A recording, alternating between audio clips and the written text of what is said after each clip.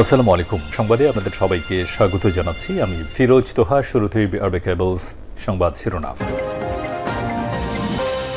বাংলাদেশের সর্বশেষ গুরুত্বপূর্ণ আপডেট সংবাদে আপনাকে স্বাগত। শুরুতেই সংবাদ শিরোনাম, পরে বিস্তারিত।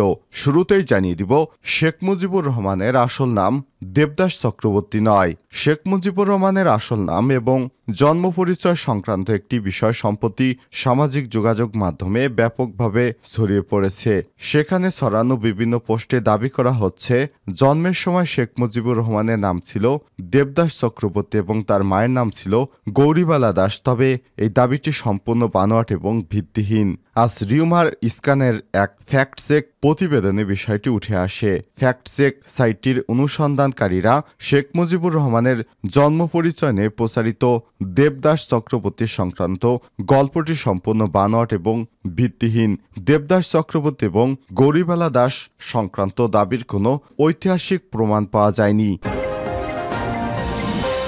এরপর জানিয়ে দিব, গোপালগঞ্জে স্বেচ্ছাসেবক দলের কেন্দ্রীয় নেতা খুন, মির্জা ফখরুলের কড়া বিবৃতি। পরাজিত শক্তির দোসরেরা গভীর ষড়যন্ত্রে মেতে উঠেছে বলে মন্তব্য করেছেন বিএনপির মহাসচিব মির্জা ফখরুল ইসলাম আলমগীর। মির্জা ফখরুল বলেন, আওয়ামী সন্ত্রাসীদের দ্বারা হামলায় দীর্ঘদিন গোপালগঞ্জ জেলাধীন কোটালীপাড়া থানা অন্তর্গত পাটগাতিস্থ নিজ গ্রামে যেতে পারেনি জাতীয়তাবাদী স্বেচ্ছাসেবক দল কেন্দ্রীয় কমিটির সভাপতি এস.এম. জিলানী। আমি স্বৈরশাসীর পতনের পর আজ টুঙ্গিপাড়া যাওয়ার পথে গোপালগঞ্জ সদর থানার গুনাপাড়া এলাকায় আমি দুষ্কৃতকারীরা এস.এম. জিলানির গাড়ি বহরে বেপরোয়া হামলা চালায়। তিনি বলেন, এ সময় কেন্দ্রীয় স্বেচ্ছাসেবক দলের ক্রীড়া বিষয়ক সম্পাদক মোহাম্মদ শওকত আলী দিদারকে খুন করে এবং এস.এম. জিলানি এবং তার সহধর্মিণী গোপালগঞ্জের জেলা মহিলা দলের সভাপতি রওশনারা রত্না তাদের দুই ছেলেসহ গাড়ি বহরে নেতাকর্মীদের উপর নৃশংস হামলা চালিয়ে অনেক নেতাকর্মীকে গুরুতর আহত করেছে। এর তীব্র নিন্দা এবং প্রতিবাদ জানায়। এদিকে রাউজানে এমপি ত্রাসে বিভীষিকার দুই যুগ। চট্টগ্রাম জেলার রাউজান উপজেলা, অনেকের কাছে এটি ভয়ঙ্কর একটি জনপদ। 2 যুগ ধরে সেখানে ঘটেছে একের পর এক গা শিউরে ওঠার মতো ভয়ঙ্কর অপরাধ। হাজার হাজার মানুষকে নির্মম অত্যাচার, নিপীড়ন, গুম খুন, হামলা মামলা, জমি দখল, ধর্ষণ, সংখ্যালঘুদের উপর নির্যাতন, যৌন নিপীড়ন সহ এমন কোনো ঘৃণ্য কাজ নেই যে এই উপজেলায় হয়নি। শুধু সাধারণ মানুষ নয়, বিএনপি জামাতকে প্রতিপক্ষ রাজনৈতিক কর্মী বানিয়ে তাদের তালিকা তৈরি করে তারপর তাদের উপর অমানসিক অত্যাচার করেছে রাউজানের এমপি। তিনি হলেন ফজলে করিম চৌধুরী। তিনি আলোচিত সোশ্যাল ইনফ্লুয়েন্সার ফারাজ করিমের বাবা। এবারে জানাবো, আজ ডোনাল্ডো মার্কিন প্রতিনিধি দল ঢাকায় আসছেন। 3 দিনের সফরে আজ শনিবার 14 সেপ্টেম্বর ঢাকায় আসছেন যুক্তরাষ্ট্রের দক্ষিণ ও মধ্য এশিয়া বিষয়ক সহকারী পররাষ্ট্রমন্ত্রী ডোনাল্ডো। এবার ঢাকা এসে তিনি বাংলাদেশের সঙ্গে দ্বিপক্ষীয় সম্পর্ক এগিয়ে নিতে অন্তর্বর্তী সরকারের সঙ্গে যুক্তরাষ্ট্রের বিভিন্ন সংস্থার একটি সমন্বিত বৈঠকে অংশ নেবেন। জানিয়ে দিব, ভারতে ইলিশ পাঠাতে পারবো না, আমাদের জনগণ আগে খাবে তারপর ভারত পাবে, বললেন মৎস্য উপদেষ্টা। আমরা দুঃখিত, কিন্তু ভারতে ইলিশ পাঠাতে পারবো না। অন্তর্বর্তীকালীন সরকারের মৎস্য এবং প্রাণী সম্পদ উপদেষ্টা ফরিদা আক্তার ভারতীয় সংবাদ মাধ্যম নিউজ 18কে দেয়া এক সাক্ষাৎকারে সব কথা বলেছেন। আজ প্রকাশিত সাক্ষাৎকারে ফরিদা আক্তার বলেন, ইলিশ দামি মাছ, এ মাছ ভারতে চলে যায়, আমাদের এখানে নাগালের বাইরে দাম থাকে, সাধারণ মানুষ তা খেতে পায় না। আমরাও দুর্গাপূজা উদযাপন করি, আমাদের জনগণই তা উপভোগ অর্থাৎ খেতে পারে। দুর্গাপূজায় ভারতে ইলিশ উৎসবের রেওয়াজ চলমান ছিল বেশ কয়েক দশক ধরেই। প্রতি বছরে বর্ষা মৌসুমে পদ্মার ইলিশের জন্যই তাই মুখ কুচিয়ে থাকত পশ্চিমবঙ্গের মানুষ। সম্প্রতি শেখ হাসিনা সরকারের পতনের পর এ ধারাবাহিকতায় ছেদ পড়েছে। এবং সর্বশেষ জানিয়ে দিব, কলকাতা পুলিশের অবস্থাও ডিবি হারুনের মতো হবে, ভবিষ্যৎবাণী শুভেন্দুর। কলকাতার মাল্টি সুপার স্পেশালিটি হাসপাতাল আরজি করের অ্যাটর্নি চিকিৎসক ধর্ষণ ও হত্যা মামলায় আবারও কলকাতা পুলিশকে উদ্দেশ্য করে সতর্কবাণী শোনালেন বিজেপি নেতা এবং পশ্চিমবঙ্গ বিধানসভা বিরোধী দল নেতা শুভেন্দু অধিকারী। নৈহাটিতে বিজেপির এক জনসভায় হাজির হয়ে কলকাতা পুলিশকে উদ্দেশ্য করে শুভেন্দু আরও বলেছেন, একবার বাংলাদেশের সাম্প্রতিক ছাত্র জনতার আন্দোলনের পর বাংলাদেশ পুলিশের পরিণতির কথা মনে করিয়ে দেন তিনি। হুঁশিয়ারি দিয়ে তিনি বলেন, চটি চাটলেন চাটুন। বাংলাদেশের খুব বড় দাপুটে পুলিশ অফিসার ছিল, তার নাম ডিবি হারুনুর রশিদ। ওর অবস্থাটা কি হয়েছে একবার গিয়ে দেখুন।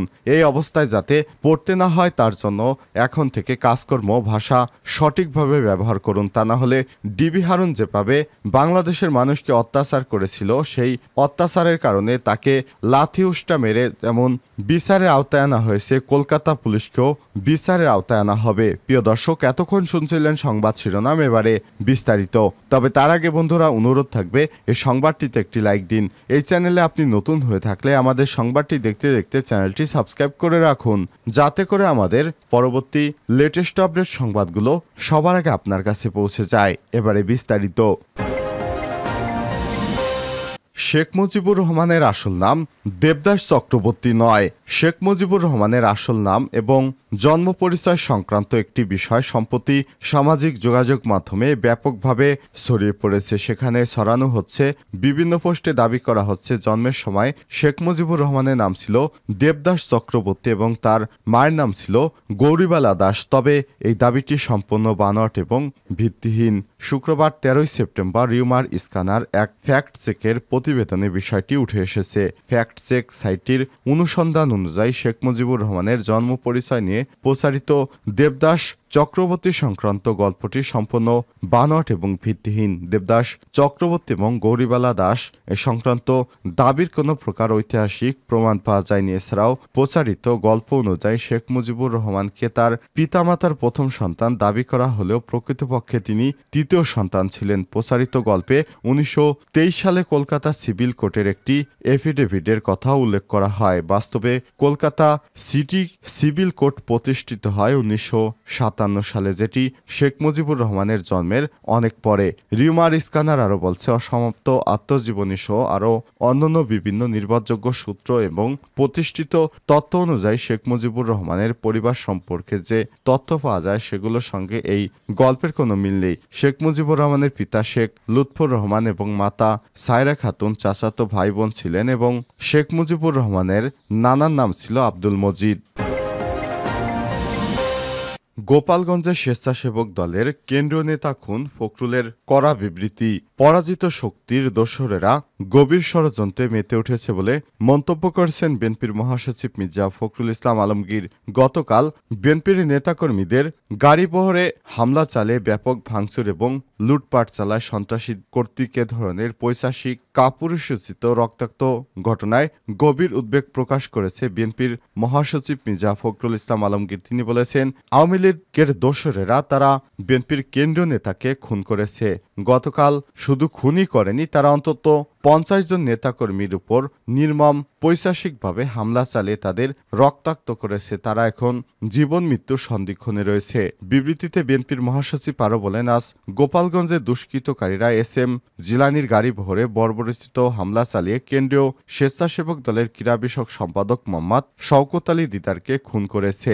বিবৃতিতে বিএনপির মহাসচিব এসএম জিলানির গাড়িবহর সহ পৈশাচিক হামলায় চালিয়ে কেন্দ্রীয় স্বেচ্ছাসেবক দলের ক্রীড়া বিষয়ক সম্পাদক মোহাম্মদ শওকত আলী দিদারকে খুন এবং এসএম জিলানি এবং তার সহধর্মিণী সহ নেতৃত্ববৃন্দদের উপর হামলাকারী দুষ্কৃতকারীদের অবিলম্বে গ্রেপ্তার এবং দৃষ্টান্তমূলক শাস্তির জোর আহ্বান জানিয়ে তিনি বলেন, বিদেহী আত্মার মাগফিরাত কামনা সহ তার পরিবারের সদস্যদের সমবেদনা জ্ঞাপন এবং আহত ব্যক্তিদের আশু সুস্থতা কামনা করছি। রাউজানের এমপি ত্রাসে বিভীষিকার 2 যুগ। গুম, খুন এবং নির্যাতনের অভিযোগে এখন পর্যন্ত রাউজান চট্টগ্রাম নগরীর বিভিন্ন থানায় তার বিরুদ্ধে 8টি মামলা দায়ের করা হয়েছে। তিনি হচ্ছেন সংসদ সদস্য ফজলে করিম চৌধুরী। তিনি ভারতে পালিয়ে যাওয়ার সময় বৃহস্পতিবার আখাউড়া সীমান্তে বিজিবির কাছে ধরা পড়েন। বিভিন্ন সূত্র থেকে পাওয়া তথ্য অনুযায়ী ফজলে করিম চৌধুরী 2019 সালে মুক্তিযুদ্ধ বিষয়ক মন্ত্রণালয়ে প্রকাশিত রাজাকারের তালিকায় থাকা একে ফজলুল হক কবির চৌধুরীর সন্তান। 90-এর দশকের গোড়ার দিকে আওয়ামী লীগের বিরোধী হিসেবে প্রতিষ্ঠিত ন্যাশনাল ডেমোক্রেট পার্টি এনডিপির কর্মী ছিলেন তিনি। সালে এনডিপির শীর্ষ নেতাদের সঙ্গে দ্বন্দ্বে লিপ্ত হয় ফজলুল করিম। সেই সূত্র ধরে এনডিপির আলোচিত ক্যাডার এবং এসকান্দার সহ 40 থেকে 45 জনকে নিয়ে এনডিপি থেকে পদত্যাগ করেন তিনি। পরে নিকটাত্মীয় সাবের হোসেন চৌধুরীর মাধ্যমে রাউজান আওয়ামী লীগের রাজনীতিতে সক্রিয় হন। এমনকি 1996 সালে জাতীয় নির্বাচনে দলটির মনোনয়নও বাগিয়ে নেন তিনি। তবে সেবার বিপুল ভোটে হেরে যান তিনি। এরপর 2001 সালে অষ্টম জাতীয় সংসদ নির্বাচনে চাচাতো ভাই বিএনপি নেতা গিয়াসউদ্দিন কাদের চৌধুরীকে 7,329 ভোটে হারিয়ে চট্টগ্রাম 6 রাউজান আসনে এমপি নির্বাচিত হন ফজলে করিম চৌধুরী।